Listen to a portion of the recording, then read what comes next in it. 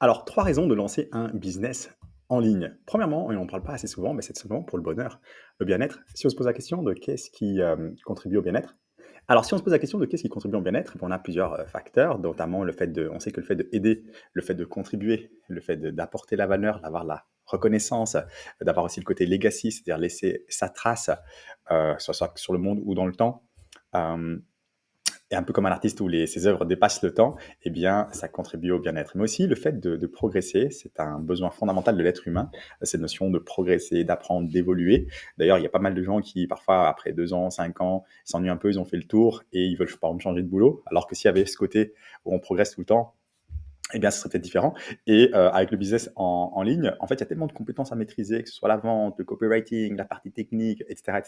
Eh bien, on a toujours cette notion de progresser.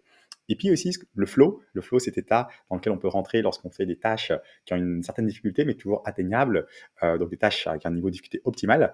Eh bien, c'est un état, c'est une forme de bien-être qu'on peut justement retrouver dans certaines tâches, dans le fait de lancer ou d'avoir un business en ligne.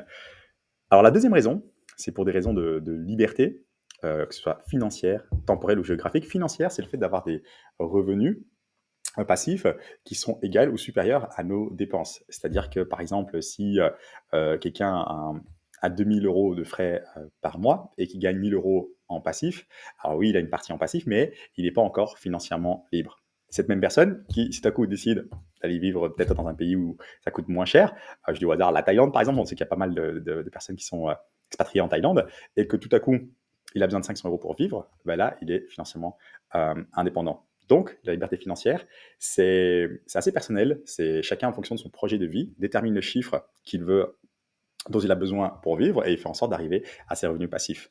La liberté temporelle, c'est le fait de générer des revenus qui sont décorrélés de son temps. Par exemple, quelqu'un pourrait être en train de boire un café, en train de dormir, être au bord d'une piscine, ou en train de dormir et avoir quand même des revenus qui tombent. Et la liberté géographique, eh bien, c'est de générer des revenus décorrélés de notre emplacement. Par exemple, si on a un business physique qu'on est en physique, bah là, on n'a pas forcément ces libertés géographiques, alors que bah, le digital nomade, eh bien, il peut être n'importe où dans le monde et quand même avoir des revenus. Et on peut être libre géographiquement sans forcément la liberté financière.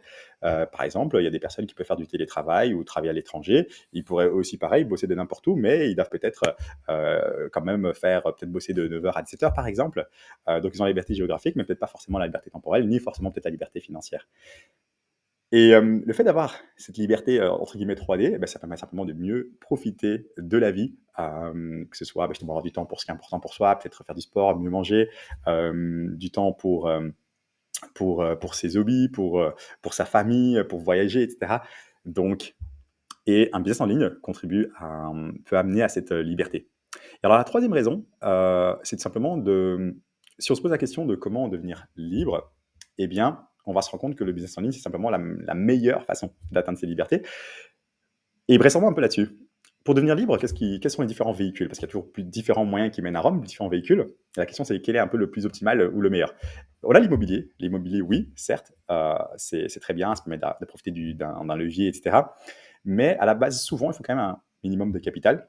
Alors oui, effectivement, parfois on peut acheter un premier bien avec le moins de capital possible, mais c'est pas forcément avec un bien qu'on atteint la liberté financière. Parfois, il faut quand même entre guillemets, un parc immobilier, donc plusieurs biens. Et souvent, sur les suivants, il faut quand même un minimum de capital. Et il faut de toute manière un minimum de capital pour gérer les imprévus, peut-être un vide locatif, peut-être un peu de rafraîchissement dans un bien, etc.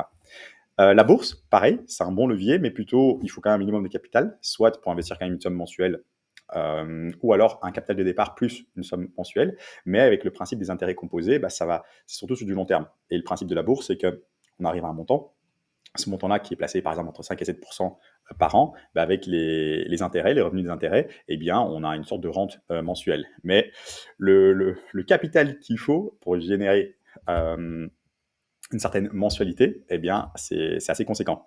Le fait d'être employé, ça va être difficile. Donc là, en fait, d'abord, on a vu donc des moyens d'investissement, mais on voit que ça demande un capital. La question maintenant, c'est justement comment générer ces revenus.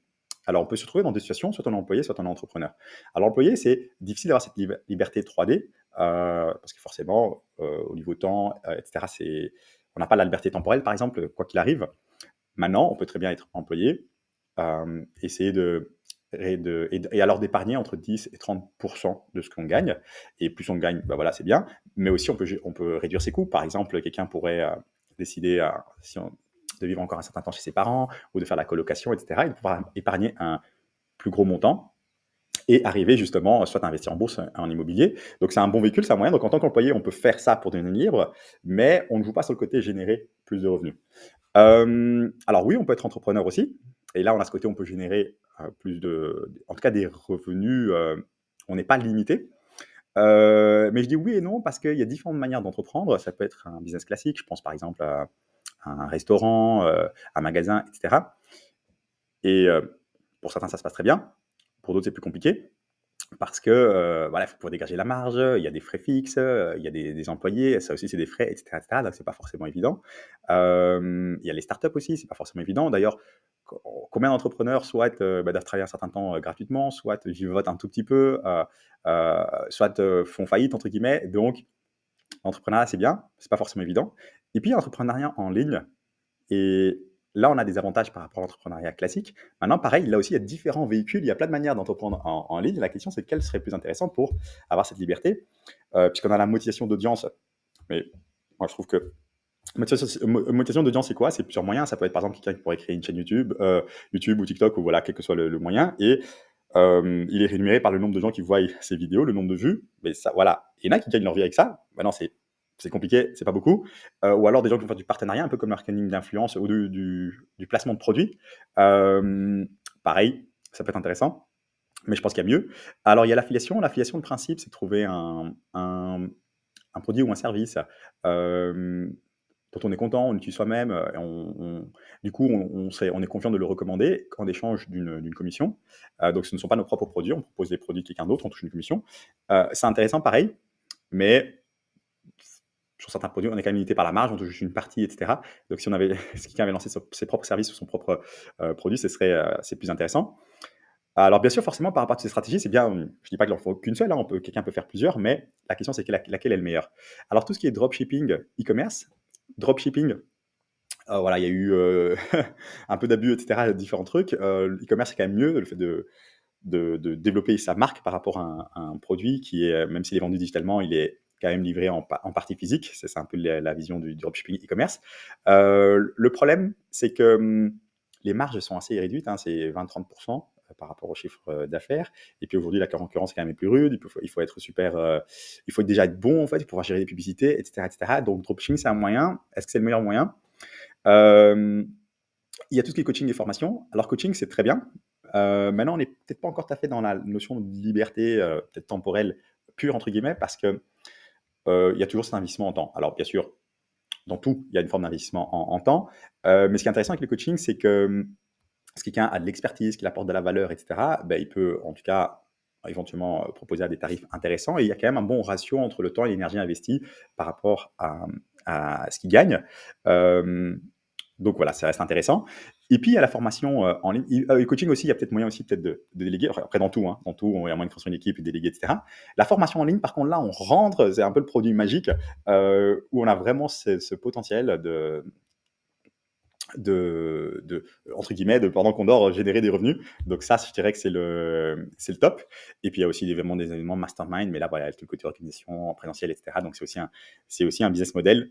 Et voilà. Et donc, si je devais résumer les trois raisons de lancer un business en ligne, premièrement, c'est parce que ça contribue au bonheur en soi. Donc, ça permet d'atteindre la liberté financière, mais temporelle, géographique. Et que le business en ligne, c'est simplement la meilleure façon d'atteindre ses libertés financières. Alors, si en tout cas tu veux aller plus loin, eh bien, j'ai une masterclass sur comment lancer un business en ligne. Tu es libre à toi d'y accéder. La description et le lien se trouve dans la description ou dans ma bio.